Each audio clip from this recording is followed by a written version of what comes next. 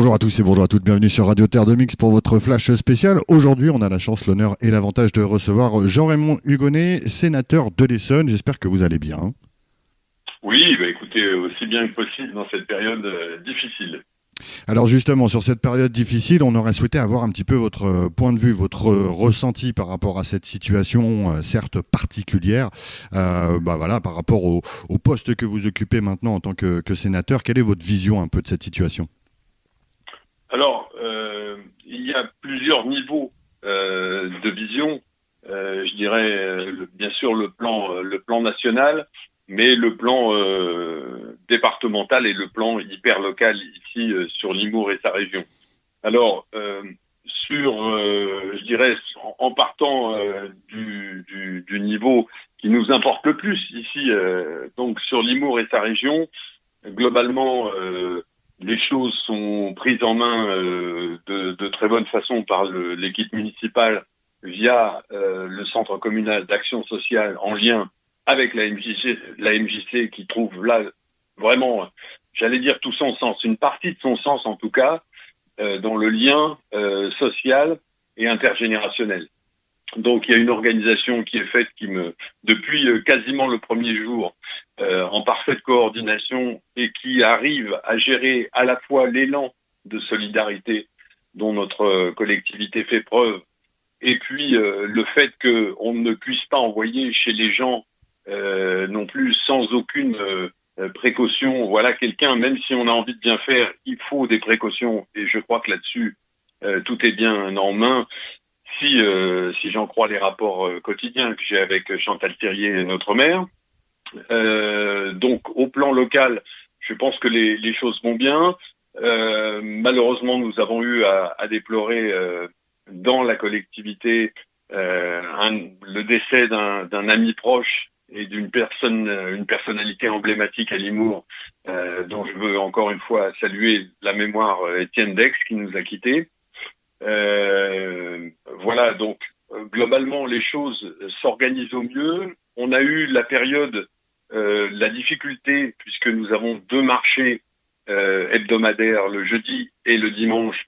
Dans une première approche, monsieur le préfet de l'Essonne, Jean-Benoît Albertini, a été dans l'obligation de supprimer ces marchés. Et puis ensuite à l'examen, je ne vais pas dire plus attentif parce qu'il a déjà été très attentif et puis il y a clairement des directives qui lui sont données, mais voilà, il a estimé que pouvoir réouvrir un marché un petit peu moins dimensionné le jeudi était une bonne opportunité pour la commune et ne commettait pas, à la fois on respectait l'interdiction édictée par le gouvernement, le Premier ministre, mais aussi on tenait compte des éléments dérogatoires qui font qu'aujourd'hui, sur l'Essonne par exemple, alors qu'il y a plus d'une centaine de marchés couverts, uniquement 18, je crois, 15 représentants, rayonnant sur 18 communes, ont été réouverts, ce qui fait que à la fois l'interdiction est respectée, mais aussi la possibilité laissée au préfet de dérogation a été respectée. Donc, le marché du jeudi matin a été réouvert et c'est une bonne chose.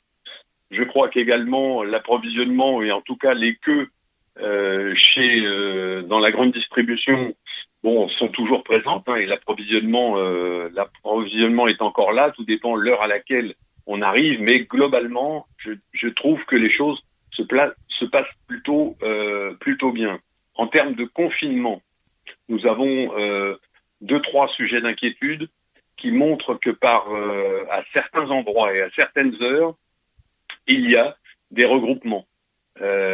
Donc, les forces de l'ordre ont été averties de cela parce que forcément, les choses remontent et il faut amener tout le monde, quel que soit son âge, à la plus grande prudence.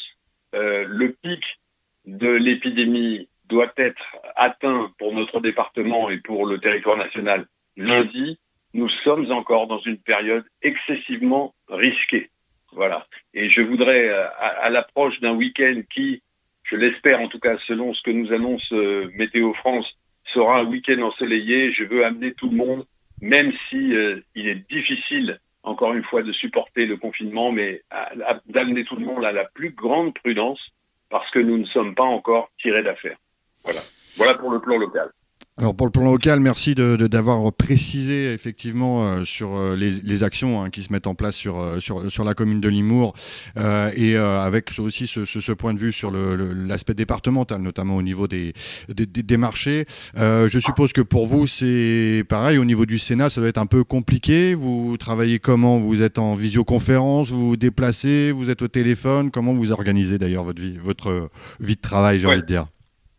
Alors, en ce qui me concerne, il y a plusieurs choses. Je suis là actuellement sur Limours et en visioconférence. On devait se parler un peu plus tôt dans l'après-midi, mais j'étais en visioconférence avec des collègues, avec Monsieur le préfet de l'Essonne justement, qui nous fait des points très réguliers, très précis et d'une clarté extrême. Donc, où je suis en visioconférence ou en audioconférence avec des interlocuteurs tels que le préfet, tels que le président du Sénat, le président de notre groupe au Sénat, la présidente de la commission dans laquelle je siège, la commission éducation, culture et communication, également avec la présidente de la commission des affaires économiques, parce que ça pose bien entendu des questions ensuite de reprise. Donc voilà, j'ai eu l'occasion de me rendre au Sénat pour le vote de la loi d'urgence, il y a 15 jours, de la loi d'urgence pour raisons sanitaires. Et j'ai dû également subir un dépistage puisque une semaine avant le confinement, je fais partie de la commission d'enquête sur les autoroutes, sur les sociétés donc gestionnaires d'autoroutes et délégataires. Et donc, lors de cette commission, le président de la commission a déclaré plus tard, donc après une audition, a été atteint par le virus. Donc, tous les membres de la commission ont dû être dépistés pour voir si nous n'étions pas porteurs.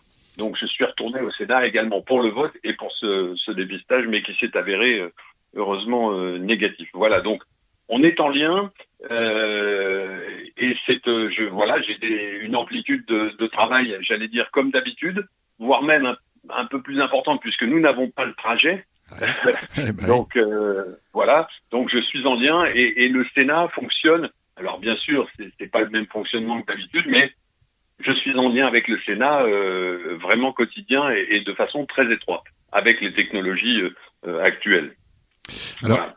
On va pas rentrer dans les polémiques ni les débats sur la situation actuelle au niveau national. Je vais revenir moi sur la situation locale parce que vous avez parlé de la situation et des engagements et des actions solidaires qui sont en place sur le territoire, notamment coordonnées par le CCAS. Qu'est-ce que ça vous évoque justement de voir comme ça votre commune, j'ai envie de dire, vous êtes ancien maire de cette commune. Qu'est-ce que ça vous évoque de voir cette réactivité et parce que quelque part on a eu plus de demandes de personnes qui souhaitaient aider que de personnes à aider. Qu'est-ce que ça vous évoque tout ça?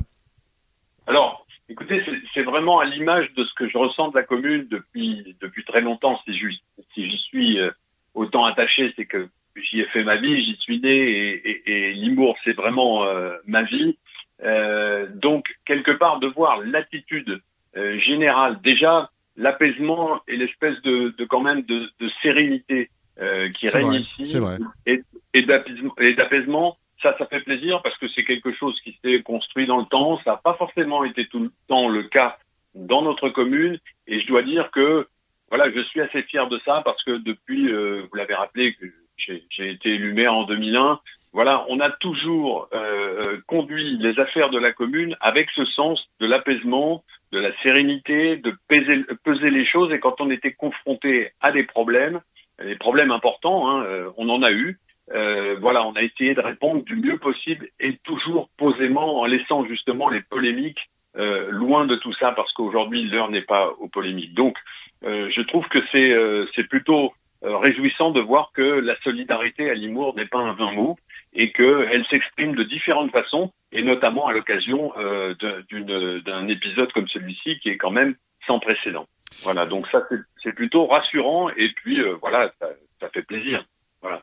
Effectivement, moi, nous, au niveau de la MJC, c'est vrai qu'on a lancé un peu les choses avec Madame Thierry, avec Madame le maire et puis le CCAS. Et c'est vrai que les retours des Limouriens ont été quasiment voilà, dans la demi-heure qui suivait nos annonces, ont répondu tout de suite positivement. C'est vrai qu'on a vu des longues files d'attente dans les grands magasins, des choses comme ça, mais c'était surtout une organisation qui devait se mettre en place et qui s'est mise en place finalement assez rapidement.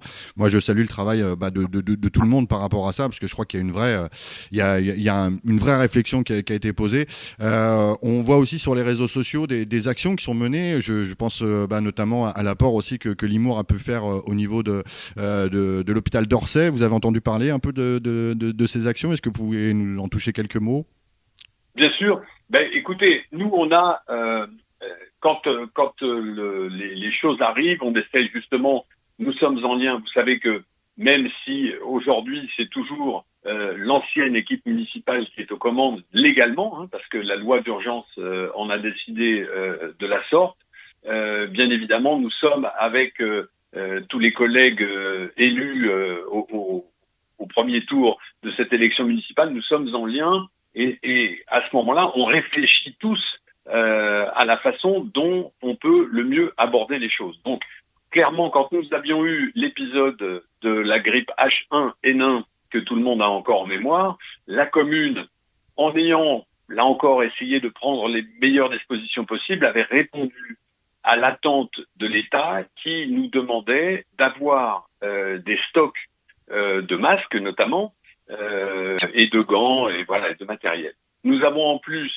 dans les groupes scolaires, les groupes scolaires et la cantine scolaire, plus exactement, des charlottes ou des surchaussures qui équipent et des blouses qui équipent les personnels.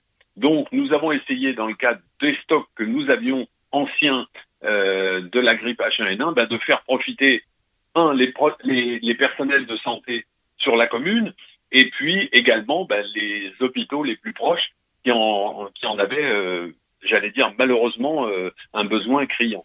Voilà. De ce point de vue, écoutez, on a essayé de faire au mieux, là encore, et puis je crois que ça a dépanné pas mal de monde, et on a reçu d'ailleurs beaucoup de remerciements de façon simple, sans fanfaronner non plus, le sujet n'est pas là, mais voilà, pouvoir, les uns et les autres, à quelque niveau que l'on se trouve, pouvoir apporter sa pierre à l'édifice, comme on dit, pour venir en aide à ceux qui en ont le plus besoin aujourd'hui, les malades forcément, et avec eux, tout le personnel de santé, les personnels du SAMU, les pompiers et toutes les autorités, gendarmes et autres, pour que la vie continue et qu'on se raccroche désespérément à cette vie.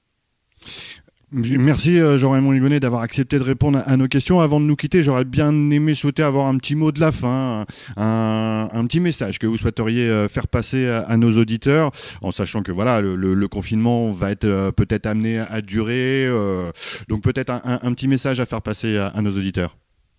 Alors, le message à faire passer, je crois qu'il est simple.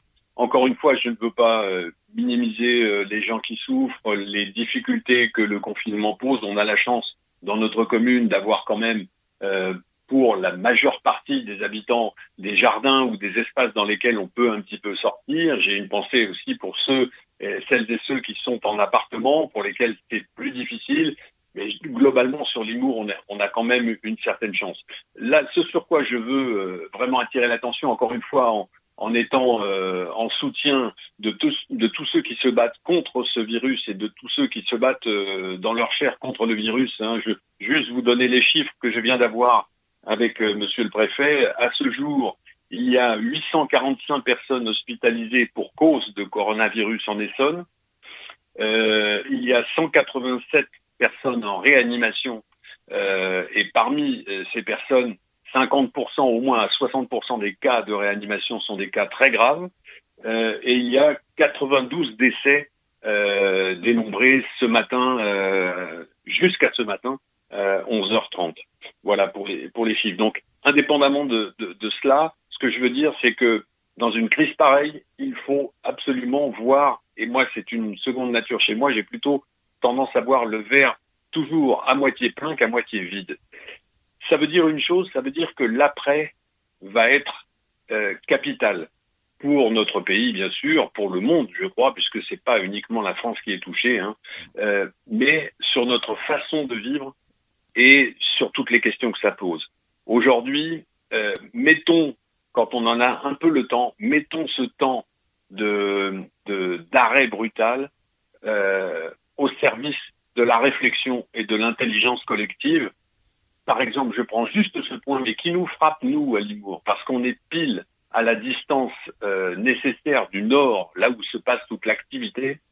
Regardez, je vous engage à regarder les chiffres d'air tarif et de bruit tarif qui mesurent en temps réel la pollution de l'air et le bruit. Eh bien, si on ne se rend pas compte après ça que le télétravail, certes, n'est pas la panacée universelle. On ne va pas rêver à ce que les gens soient chez eux pendant 5 ou 6 jours dans la semaine pour travailler. Non, c'est pas ça. Mais 1 jour ou 2 par semaine, l'expérience prouve là très clairement que c'est possible et que l'on envoie les gens s'entasser aux mêmes heures sur la route, dans les transports publics, aux mêmes heures comme des moutons de panurge, n'est juste plus possible.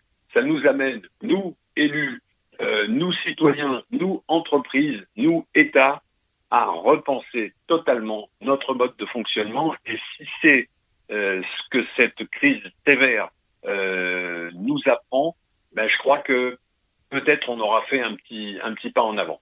Voilà. Merci beaucoup. Pour terminer sur une note positive. Merci beaucoup, Jean-Raymond Hugonnet, sénateur de l'Essonne, ancien maire de la commune de Limours. C'était important pour nous de vous avoir sur notre antenne et je pense que les habitants du Nord-Essonne et un peu des Yvelines aussi auront l'occasion de vous écouter.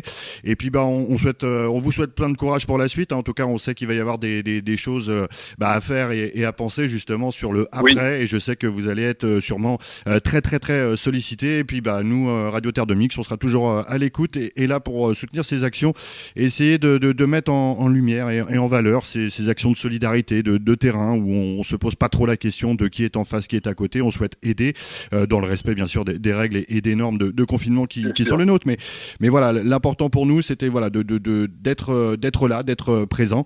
Et on vous remercie vraiment d'avoir accepté notre invitation. Ça me fait très plaisir de vous entendre et protégez-vous et prenez bien soin de vous. Hein. Voilà, à très très bientôt. À très bientôt. Merci beaucoup. Au revoir. Au revoir. Voilà, c'était Jean-Raymond Hugonnet, sénateur de l'Essonne sur l'antenne de Radio Terre de Mix. Je vous souhaite une excellente journée sur les programmes à l'écoute du 90.1 FM.